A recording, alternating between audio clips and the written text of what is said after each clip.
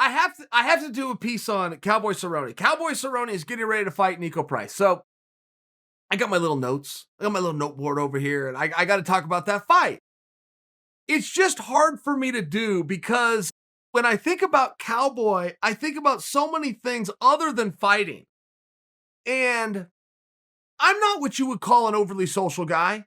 My whole life, I just was. I spent a lot of time in a practice room, and you didn't go to parties and things like this a lot. But I'm not what you would call antisocial. I have had plenty of fun. People that meet me don't go, this Chael's a boring guy. And I only offer that to you because 2 of the most fun nights of my entire life I spent with Donald Cerrone. I should add for you, I've spent 2 nights of my entire with Donald Cerrone. Okay, both times I hung out with this. I had as much fun as I have ever had. And I largely did nothing. I just observed. Very first story. I'm at my house. I'm minding my own business. I get a text that says, hey, it's Cowboy. I'm in town. Take me out tonight. Well, it happened to be Halloween. Now, I'm not the right guy to call for that. I don't go out. I don't know. Hey, take me. I'm not take you out guy, but Cowboy says he's in town. He wants to go out. It's Halloween. Boom, we're going out. Well, I have some other friends that are more fun. I have friends that do go out. So I call them. I go, hey, Cowboy's in town. I got to take him out, which means you have to take me out. What do the kids do? You have to understand in this story, okay, I don't have Cowboy's phone number at the time of the story. I've known him for 10 years, but I don't know him. Like, we've never hung out. The mere fact that I'm getting a text and it says it's Cowboy, I'm assuming it's Donald Cerrone. I don't actually know. So when my buddies come over to the house, I remember my friend Reese specifically, who was major, knew the fun time scene guy for our little area. I said, man, I'm not positive this is Donald Cerrone, but somebody named Cowboy is coming over here, and they've tasked me with taking them out, and you're helping me. Okay, Grace. Well, I get a knock at my door. The Joker's standing there. Now, don't forget, this is Halloween. So the Joker is now standing in front of me, and I'm staring at him going, is that Donald Cerrone underneath all that makeup? Yeah, it's Cowboy. Okay, great. He comes in. He's got a buddy with him who I think was his uncle. So, I mean, first off, he's dressed up like the Joker. That's funny. His uncle is in some level of costume. That's funny.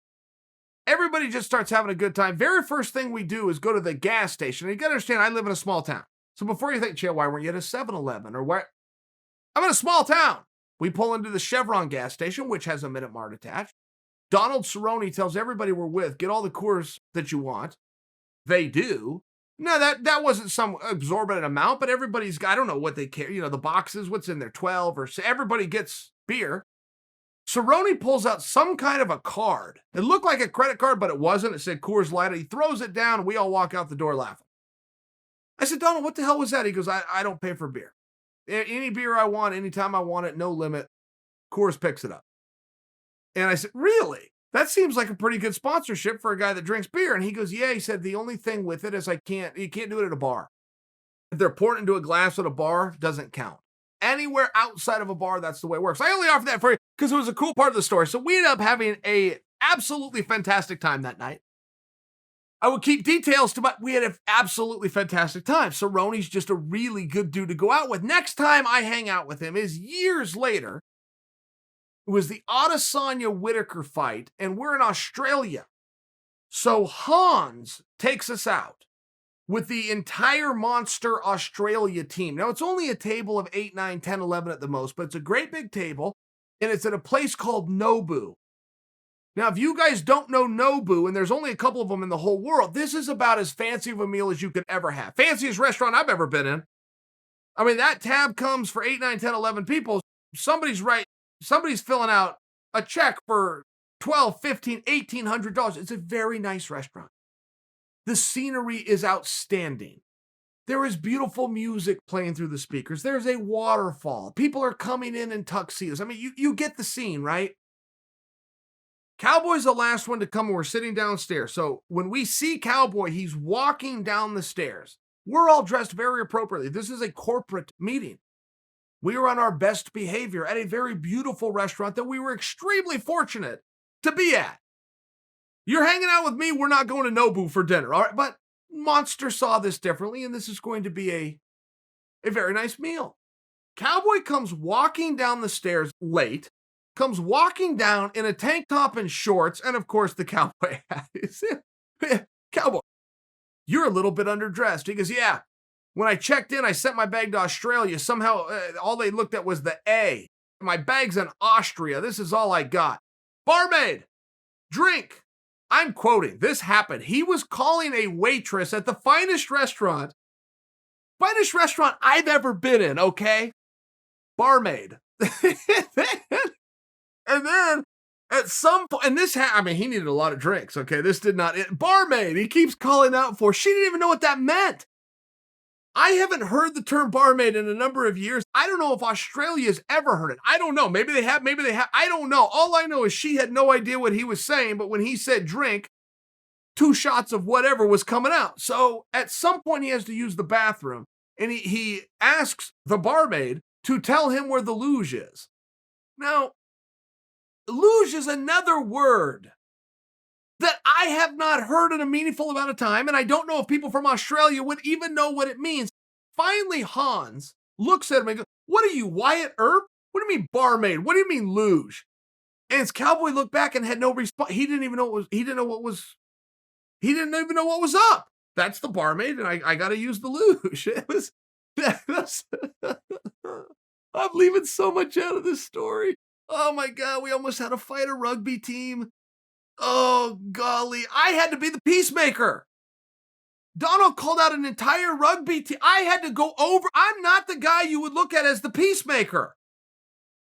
I had to be the peacemaker between Donald and a rugby team. Oh, and guess what the rugby team offense was?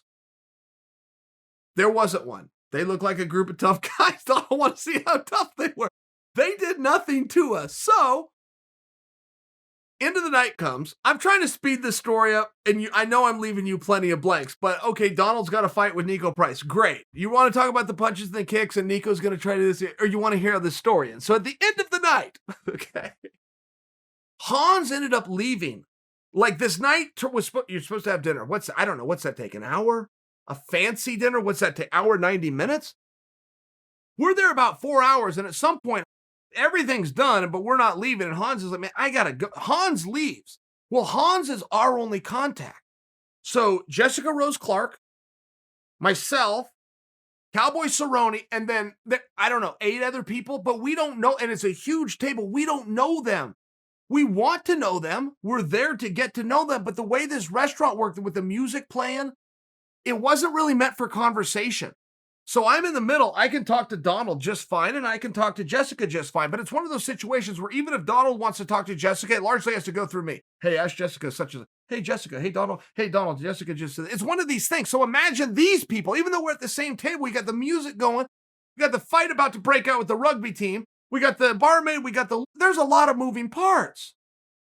So at the end of the night, somebody has to pick up the tab. Now, we were invited to this, and we're not against pitching in. I don't mean to sound like the cheapskate at the table, but generally when you're invited, you're not the one to pick up the tab. I mean, just generally. We don't know how this whole thing's going to play out. All we know is our guy Hans is no longer here. Now, Hans was there. Hans is getting the tab every time. It's the way it works. We don't know these other guys, and I don't know how this whole thing's going to end, but I'm going to do what is ever socially most acceptable. We're all pitching a couple bucks. Okay, great. Oh, I'm picking up the tab, and you get it next time, even though we're never going to see each other. Okay, however it works, that's what I'm going to do. No. Cowboy, no. Cowboy's finally decided this little game of not playing the bill has come long enough. He picks it up. It had been sitting on the table, and nobody grabbed it. He picks it up. He throws it to the furthest part of the table and says, which one of you has the company credit card? One guy said, I do, and he paid the tab, and we left. Oh, by the way, I should mention for you. Cowboys fighting Nico Saturday. Lou? It's pronounced Lou?